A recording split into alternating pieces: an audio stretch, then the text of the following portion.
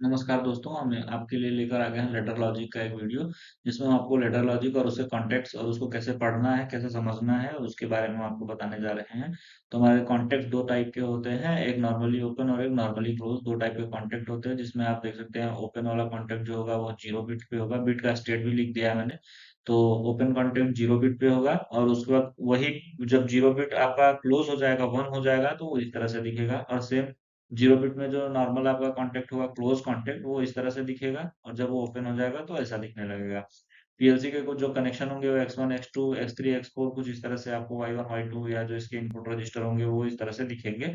और उसके जो लॉजिक्स लिखे होंगे लेटर में वो इस तरह से दिखने वाले हैं। तो इसको हमने यहाँ पे डिस्प्ले के लिए रख दिया है। अब नेक्स्ट में हम आपको चलते हैं और लॉजिक को दिखाते हैं।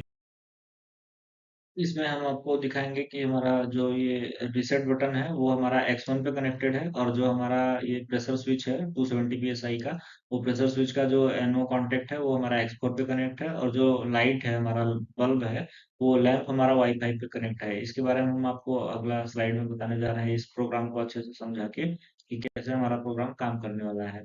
तो यहाँ पे जो हमारा अलार्म रीसेट पुश बटन है वो उसके बारे में, और जो हमारा ये प्रेशर स्विच है इसके बारे में बताएंगे। तो ये प्रेशर स्विच अगर हमारा हेल्दी हो जाएगा तो ये हमारा एक्सपोर हेल्दी होने वाला है। तो एक्सपोर हेल्दी होने से यहाँ पे बिट 1 हो जाएगा और ये 1 बिट यहाँ पे आगे बढ़ जाएगा, और ये X1 ऑलरेडी 1 है ही क्योंकि ये नॉर्मली क्लोज कॉन्टेक्ट है। मतलब तो यहाँ से क्या हो जाएगा, ये हेल्दी होने से आगे बढ़ जाएगा यहाँ से, और ये आगे बढ़ने के साथ साथ वाईफाई को हेल्दी कर देगा। अब वाईफाई हेल्दी हो गया, तो वाईफाई हेल्दी होने से इसका फीडबैक जो यहाँ पे वाईफाई था वो भी हेल्दी 1 आ गया। तो ये सारे कंडीशन फुलफिल हो गया और हमारा हाई प्रेशर का जो अलार्म लैम्प था वो ग्लो हो गया।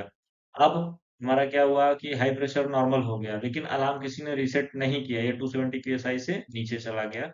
उसके बाद भी किसी ने इसको अगर रीसेट नहीं किया है तो क्या होगा, एक्सपोर्ट तो नॉर्मल हो जाएगा, लेकिन ये वाईफाई का जो फीडबैक है वो यहाँ से इसको कंटिन्यू प्रेशर देता रहेगा जब तक कोई इसको एक्नॉलेज नहीं कर देगा या रीसेट नहीं कर देगा। तो इस पुश बटन को जब हम जो एक्स वन है उसको जब तक हम रीसेट नहीं कर देंगे, इस X1 को रीसेट नहीं कर देंगे, तब तक यहाँ पे अलार्म आता रहेगा और ये वाईफाई ग्लो होता रहेगा। जैसे ही X1 को रीसेट करेंगे तो ये अलार्म आना बंद हो जाएगा और ये लैंप ग्लो होना बंद हो जाएगा। तो अगले स्लाइड में हम उसको आपको दिखाते हैं और रीसेट करके दिखाते हैं।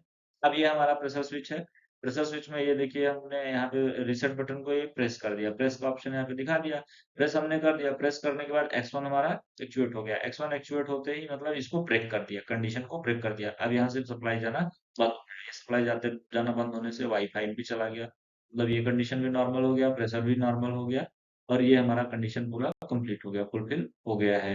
आगे बढ़ते हैं, अगले हमारा जो SLC 500 का ये 4 स्लॉट चेसिस है, इसके साथ हम अपना ये आपको एक दिखाने जा रहे हैं कि कैसे एक कॉमन पावर सप्लाई के साथ लैंप ग्लो होगा, एक प्रेस बट पुश बटन या फिर किसी फीडबैक के साथ। तो ये हमारा एक स्टार्ट का पुश बटन है। Push button 24 volt DC power supply का है। उसको हम प्रेस करेंगे तो ये कॉमन के साथ होके इसके स्लॉट में जो इनपुट 3 है उसको जाके एक्चुएट करेगा, और वो इनपुट 3 यहाँ पे आपका यहाँ पे हेल्दी आप देख सकते हैं बिट 1 हो गया। तो ये बिट 1 होने से आपका पावर फ्लो हो जाएगा। इस तरह से ये काम करेगा।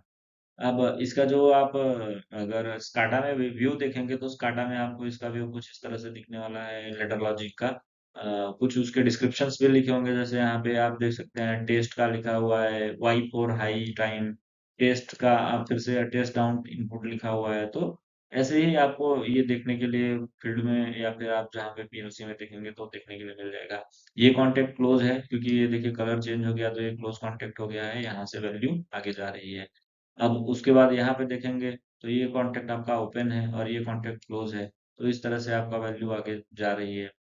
और ये आपका कॉन्टेक्ट देखेंगे तो ये दोनों कॉन्टेक्ट आपका मतलब यहाँ से वैल्यू आई 1 है, ये भी 1 है और ये 0 है। तो इस कंडीशन में इस जगह पे वैल्यू 0 आएगी, 0 आ रहा है। तो इस कंडीशन से आप इसको पढ़ सकते हैं। इस वैल्यू को पढ़ने के लिए आप यहाँ से देख सकते हैं कि किस तरह से ये काम करता है लॉजिक। आगे बढ़ते हैं। अभी हम यहाँ पे फ्रेम सेंसर के साथ अपना एक लॉजिक दिखाएंगे। लॉजिक में हमारा लेटर भी दिखेगा और आपको इसका एक बुलियन जो एक्सप्रेशन है वो भी आपको यहाँ पे दिख जाएगा बर्नर लाइट का। ऐसे बुलियन हमने यहाँ पे एंड गेट और एक और गेट लगा के इसके बाद इसको हमने यहाँ पे बनाया हुआ है। तो 2 आउट ऑफ 3 का एक लॉजिक बना हुआ है। 2 आउट ऑफ 3 जिसको आप यहाँ पे देख सकते हैं, सेंसर ए और बी अगर हेल्दी होगा, मैं आपको एग्जांपल देता हूँ, सेंसर ए और बी अगर 1 हुआ तो आपका पावर यहाँ से जाएगा और इसका जो आउट बर्नर है इसको देता रहेगा। अब मान लीजिए उसमें आपका सेंसर ए और बी में अगर सेंसर सी फेल है, तब भी ए और बी आपका संभाल के रखेगा। अब मान लेते हैं अगर सेंसर बी और सी हेल्दी है, ए फेल हो गया, तब की कंडीशन में बी और सी 1 और 1 देता रहेगा, और तब भी ये यहाँ से आपका पावर यहाँ पे जाता रहेगा। और अगर सेंसर ए और सी हेल्दी है और बी फेल है, तब भी ये जाता रहेगा। मतलब 3 अगर आपके लगे हुए हैं, उनमें से कोई 2 भी 1 होने से और कोई एक को 0 होने से ये वैल्यू जाता रहेगा। तो ये आपका 2 आउट ऑफ 3 लॉजिक हो गया। इन 2 आउट ऑफ 3 लॉजिक में अब ये जो इनपुट्स हैं, ये सेंसर ए बी सी, वो यहाँ पे आप देख सकते हैं, सेंसर ए, सेंसर बी और सेंसर सी। अब ये तीनों फ्रेम को स्कैन कर रहे हैं। अब इनमें से कोई एक अगर स्कैन करना बंद कर दिया मान लीजिए, तो बी और सी, तो कौन सा लॉजिक हमारा हेल्दी होने वाला है बी और सी के लिए? ये 2 नंबर का सेकंड, ये बी और सी को हेल्दी करके रखेगा और यहाँ से वैल्यू जाती रहेगी। ये तब भी हमारा सिस्टम ट्रिप नहीं करने वाला है। आगे बढ़ते हैं और आपको दिखाते हैं इसी लॉजिक को। ये देखिए, हमने यहाँ पे लगा दिया है अपना बर्नर से फ्लेम आ रहा है और फ्लेम यहाँ से लॉजिक को जा रहा है। अब ये लॉजिक इसको देखकर और उसके बाद कॉमन से ये लैंप हमारा फीडबैक देने के लिए ग्लो हो रहा है। तो ये हमारा तीनों से अभी वैल्यू जा रही है, तो तीनों से हमारा मतलब 2 आउट ऑफ 3 में जरूरी नहीं है कि अगर हमारा 2 ही सही हो, हमारा तीनों सही होने से भी चलेगा। तो या तो 2 या 3 सही होने से चलेगा। अगर उसमें 2 फेल हो गए और एक ही बचा है, तो वोटिंग फेल हो जाएगी और हमारा सिस्टम ट्रिप कर जाएगा। अब उसी को हम यहाँ पे थोड़ा आगे दिखाते हैं आपको। जैसे देखिए, हमारा सेंसर बी और सी हेल्दी है, ए सेंसर फेल हो गया है। तो सेंसर ए फेल होने से क्या हुआ है हमारा, ये सेंसर ए पे हमारा इनपुट आना बंद हो गया है और यहाँ पे भी सेंसर ए पे इनपुट आना बंद हो गया। तो यहाँ पे तो 0 हो गया, तो 0 होने से पावर आगे जाएगा ही नहीं। ये 1 है, तो ये जब पावर यहाँ पे नहीं आ रहा, तो यहाँ से आगे कैसे जाएगा? सेम कंडीशन यहाँ पे भी हो गया, ये 0 हो गया और ये 1 हो गया, तो यहाँ पे भी पावर आगे नहीं बढ़ पा रहा है। लेकिन ये बी और सी के कंडीशन में क्या है, बी और सी को मैं कलर हाईलाइट कर देता हूँ।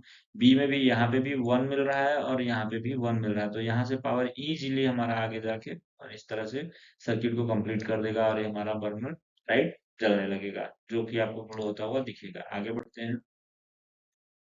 तो स्टार्ट स्टॉप बटन के लिए हमारे पास एक लॉजिक है कि अगर हम किसी को सिस्टम को अगर चालू है बंद करने जा रहे हैं, मोटर को ऑन ऑफ करने जा रहे हैं, कॉन्टेक्टर को अगर स्टार्ट स्टॉप से पुश बटन से पावर देने जा रहे हैं, तो ये हमारा स्टार्ट स्टॉप जो डीआई है, जो दोनों हम अपने डीआई कार्ड पे डिजिटल इनपुट पे दे के रखे हुए हैं। तो यहाँ पे इसका लॉजिक भी आप देख सकते हैं कि इन स्विच अगर हमने स्टार्ट दबा दिया, स्टार्ट अगर हमने दबाया, उस कंडीशन में ये नॉर्मली ओपन है पहले तो, यहाँ पे हमने स्टार्ट दबाया तो 1 हो जाएगा और 1 होने से ये इन स्विच जो स्टॉप है वो तो हमारा क्लोज है ही। तो इसके साथ हमारा 1 होते ही मोटर हमारा चल जाएगा। अब आउट का जो है हमारा ये स्टॉप बटन है, अगर स्टॉप बटन कोई प्रेस कर देगा तो ये 0 हो जाएगा। तो ये इधर से तो 1 आ रहा है, लेकिन ये 0 जाने से ये बंद हो जाएगा। और ये बंद हो जाएगा तो आगे पावर जाना बंद हो जाएगा। और आउट कॉन्टेक्टर जो है, ये हमारा क्या हुआ कि अगर इन स्विच को स्टार्ट दबाएंगे तो ये कॉन्टेक्टर हमारा चिपक जाएगा, तो उस कंडीशन में भी ये हमारा यहाँ से पावर जाने लगेगा।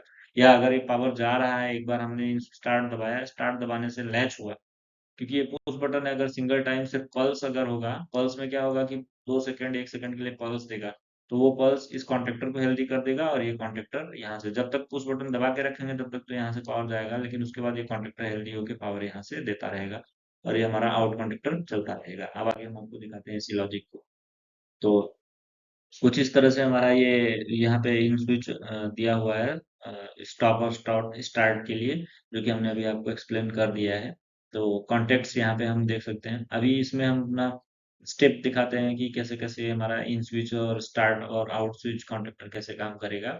तो इन स्विच अभी हमारा यहाँ पे 0 है और ये हमारा 1 आ रहा है, तो ये हमारा 0 है और ये भी 0 है, तो 0 के कंडीशन में हमारा ये आउट कॉन्टेक्टर पड़ा हुआ है।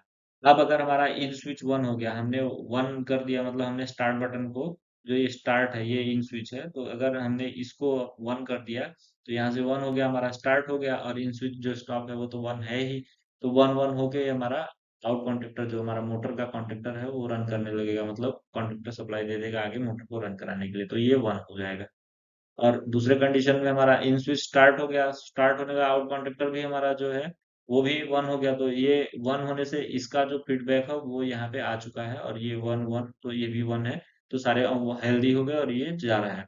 अब अगर हमको पुश बटन तो हमने छोड़ दिया प्रेस करने के बाद, तो पुश बटन छोड़ दिया तो ये हमारा क्या हो गया, ये रिलीज हो गया, ऑपरेटर रिलीज स्टार्ट स्विच, जो जैसा कि आप यहाँ पे पढ़ सकते हैं, ऑपरेटर रिलीज स्टार्ट स्विच जब हमने रिलीज कर दिया इसको, तो क्या हुआ, अब कॉन्ट्रेक्टर तो हेल्दी हो गया, तो वो जाता रहेगा यहाँ से लॉजिक, इससे फीडबैक लेके ये कंप्लीट होता रहेगा सर्किट, और मोटर चलता रहेगा।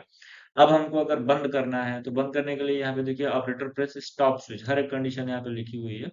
तो ऑपरेटर अगर अपना स्टॉप स्विच, ये जो स्विच है, इस स्विच को स्टॉप स्विच हमने लिया है, इसको अगर प्रेस कर देगा, तो प्रेस करने से क्या होगा, यहाँ से आउट कॉन्ट्रेक्टर आ रहा है, ये तो वन आ रहा है, हमने इसको स्विच करके जीरो कर दिया, ये नॉर्मली वन था, मतलब नॉर्मली क्लोज कॉन्टेक्ट लिया था हमने। अब हमने इसको प्रेस किया, प्रेस करते ये जीरो हो गया, तो यहाँ से वैल्यू यहाँ आई, लेकिन यहीं आके होल्ड हो गई, आगे तो ये जीरो हो गया, तो आगे जाने नहीं देगा, तो ये हमारा बंद हो गया।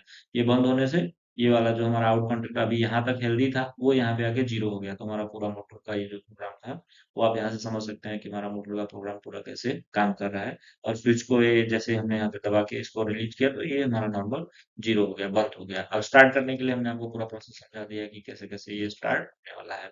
आगे चलते हैं।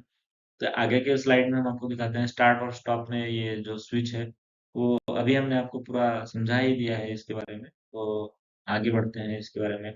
जो हमारा इनपुट है डीआई और डीओ है, वो क्या है और कैसे काम करता है। तो डीआई हमारे जो होते हैं वो क्या होते हैं, स्विचेस होते हैं, जैसे हमारे पुश बटन हो गए, या कोई हमारा लिमिट स्विच हो गया, तो वो हो गए, तो ये स्टार्ट पुश बटन है हमारा। ये और ये स्टॉप पुश बटन है, ये हमारे डीआई कंसीडर होंगे। और उसके बाद हमारा जो आउटपुट होगा, वो आउटपुट में क्या होगा, हमारा कोई कॉन्टेक्टर का कॉइल हो गया, या सोलेनॉइड ऑपरेटेड वाल्व एसओवी हो गया, वो सब हमारे डीओ डिजिटल आउटपुट कंसीडर होंगे। तो आउटपुट कॉन्टेक्टर वगैरह ये सब हमारे, या रिले हो गए, वो सब हमारे आउटपुट में कंसीडर होंगे। अब हम यहाँ पे जो स्टार्ट और स्टॉप बटन है, उसको हम सिमुलेशन के लिए आपको दिखा देते हैं।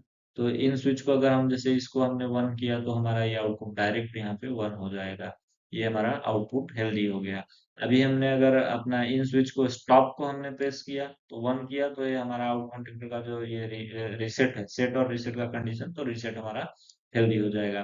तो अभी हमने इन में अगर वन को किया, तो सेट हो जाएगा, पंप चल पड़ेगा, और जैसे हमने स्टॉप को वन करेंगे, तो इसका रीसेट हेल्दी हो जाएगा, रीसेट हेल्दी होते ही ये स्टॉप हो जाएगा। ये हमारा कहाँ होगा, जब हम कोई एक आरएस फ्लिप फ्लॉप लगाएंगे, एक एस आपका सेट, और दूसरा रीसेट फ्लिप फ्लॉप लगाएंगे, और यहाँ से एक आउटपुट लेंगे, यहाँ पे दो इनपुट देंगे। इसके बारे में हम आपको यहाँ पे आगे अगर स्लाइड में हमने डाल के रखा हुआ है, वो हम आपको दिखा देंगे।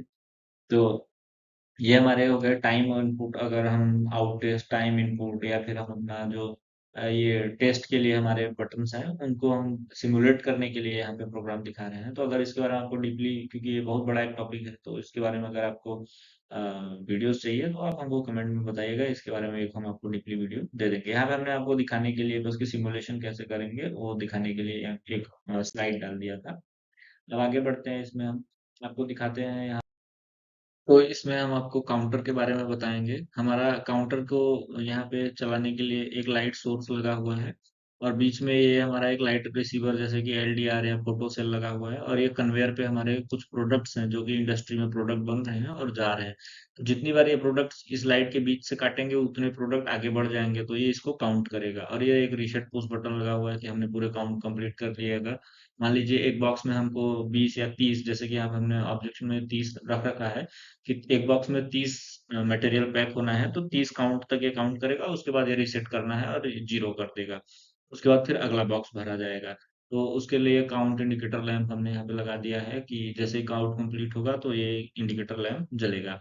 अब यहाँ पे हमारा सेंसर ऑब्जेक्ट इन हो रहा है, तो इन होने से क्या होगा, ये आपका वन जाएगा यहाँ पे, और ये काउंटर को ये देगा, वन देगा, और यहाँ पे इन स्विच रिसेट हो जाएगा। रिसेट होने के टाइम में ये क्यू जो आपका ये आउटपुट है, ये पूरा जीरो हो जाने वाला है।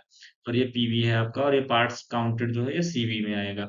तो अब इन सेंसर में हमारा जब कोई वैल्यू आएगा, तो उससे हमारा सीयू पे जाएगा, और ये काउंट वैल्यू बढ़ता रहेगा, और एक टाइम में लास्ट में जो इसका 30 पार्ट है काउंट है, वो कंप्लीट होने के बाद क्या होगा, ये आपका पूरा रिसेट हो जाएगा, और रिसेट होने के बाद ये पार्ट काउंट जीरो हो जाएगा। आगे इस वीडियो को हम आगे समझते हैं स्लाइड में।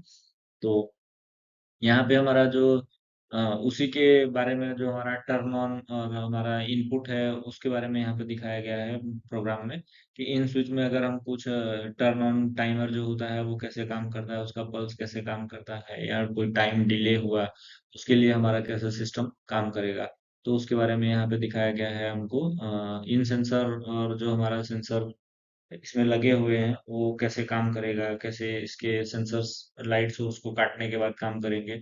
तो ये आपको इसमें स्लाइड में दिखाया गया है। आगे इसका लॉजिक हम आपको दिखाएंगे।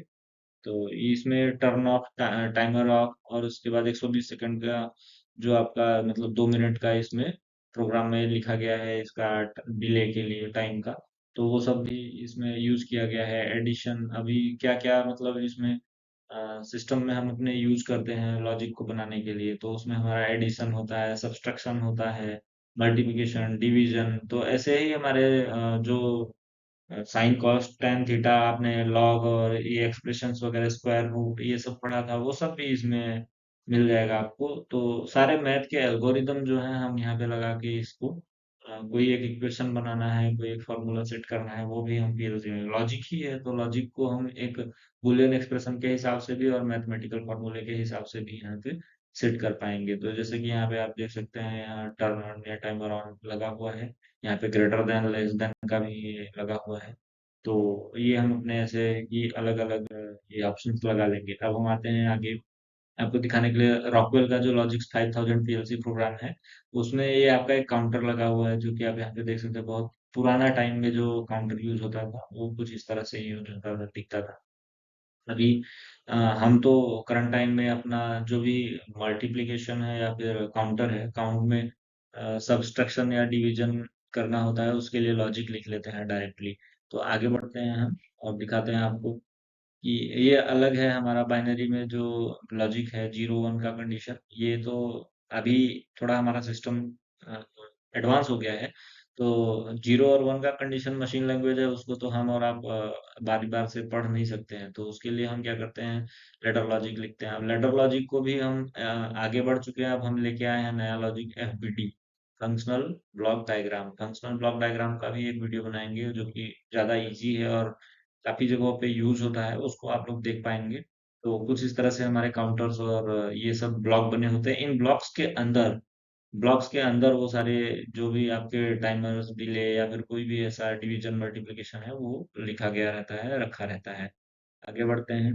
तो ये आप इसको थोड़ा आगे से सामने से देख सकते हैं, कुछ इस तरह से आपका ये अ, बना होगा और इसके बारे में इसका जो डिस्क्रिप्शन होगा वो यहाँ पे लिखा होगा। आप हर एक डिस्क्रिप्शन को पढ़ पाएंगे। अगर आपके पास पीएलसी है तो आप वहाँ पे पढ़ सकते हैं, नहीं तो हम आपको एक डेमो वीडियो दिखा देंगे रियल पीएलसी का, उसमें आप देख पाएंगे। और पीएलसी का जो स्काडा व्यू होता है वो स्काडा व्यू कुछ इस तरह से आपको फिर बाद में देखने के लिए मिलेगा।